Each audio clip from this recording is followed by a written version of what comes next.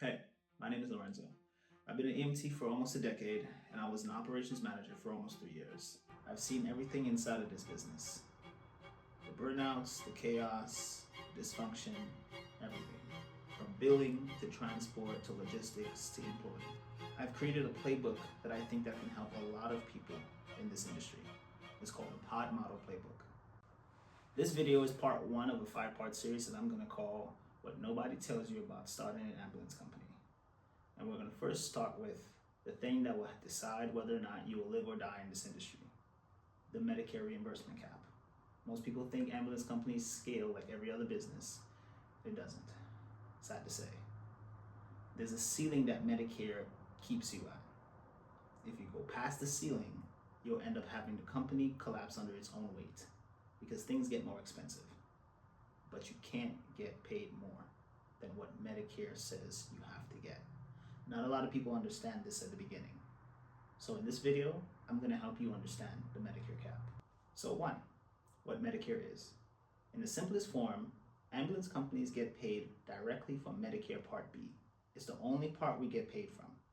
This part pays for the elderly, it pays for disabled individuals, and they pay you based on what they think they should pay you, not what you think you should be getting paid.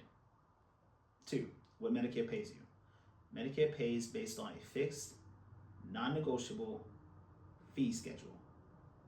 You cannot charge more, you cannot express how you should get more, you cannot negotiate more. Simple as that. Those rates are based on your geographical region, your mileage, emergency or non-emergency, and whether you're in an urban or rural area. Now, as a side note, there's more nuance to it, but I'll explain that later. But for now, just understand, Medicare sets a hard ceiling on that payment. You have to use that number, and that's the number you will live or die by. Seriously. For dialysis, which is usually the backbone of starting up company, non-emergency transport companies that's starting up, you got to go by that. And it's really actually pretty simple. So dialysis pays a fixed reimbursement, usually around $400 per trip, sometimes less. You can't escape the ceiling. You have to design your company based on that. And that's just what it is. 3, what Medicare wants before they pay you. So, not a lot of owners hear about this in the beginning. It's hard to know about unless you go read. It's pretty in-depth and it's pretty hard to find sometimes. So, what Medicare needs is 3 proofs. Medical necessity proof. You must show that the patient legitimately needs a stretcher. This is not wheelchair, this is ambulance. Wheelchair is a little different. They pay less, it's not really worth it in my opinion.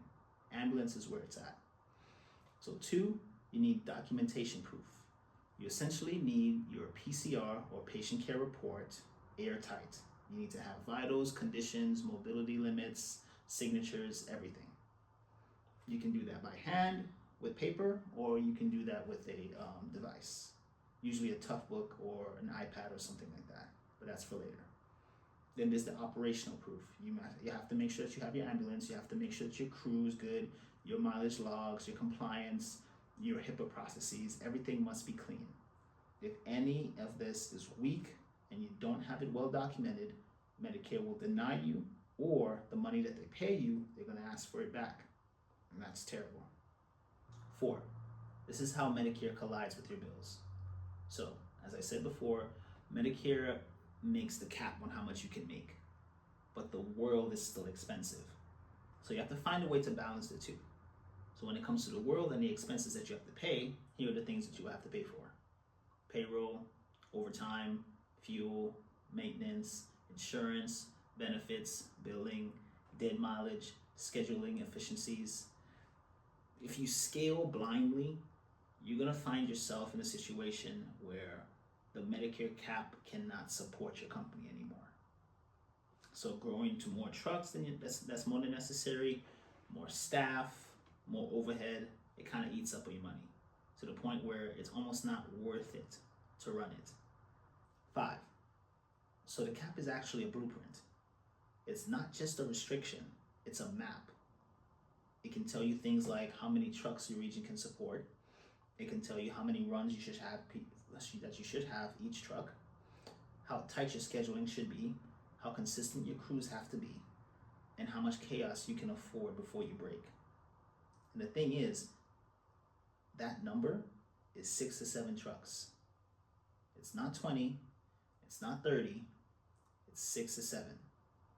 Once you go beyond that, insurance volatility, patient churn, maintenance cycles, and payroll complexity starts eating up your margin. That's what I'm talking about when it comes to it stops being worth it if you go higher.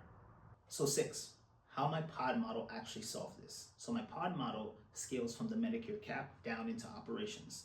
It gives you predictable scheduling, preventative overtime leaks, controlled maintenance cycles, cleaner compliance, stable margins, and something that you can help replicate.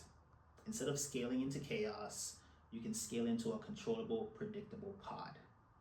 Every pod hits the limit that Medicare will support, and then you can replicate it. 6 to 7 trucks per pod, run it clean, run precise, run it profitable. That's essentially how you build something real into this industry. This is basically the Medicare cap. This is also why I created the pod model. It's not really magic, it's just math, discipline, and structure to a business that a lot of people just run off of hope. If this video helps you understand how the Medicare cap structures this industry, stick around. This is just part 1 of a 5-part series. I'm looking to help individuals grow or start within this industry and not have to deal with a lot of the guesswork and the pitfalls that befalls a lot of these operators. If you're interested in my playbook, subscribe. I'm soon going to be releasing it, and I hope that it really helps everyone. I'll see you next time.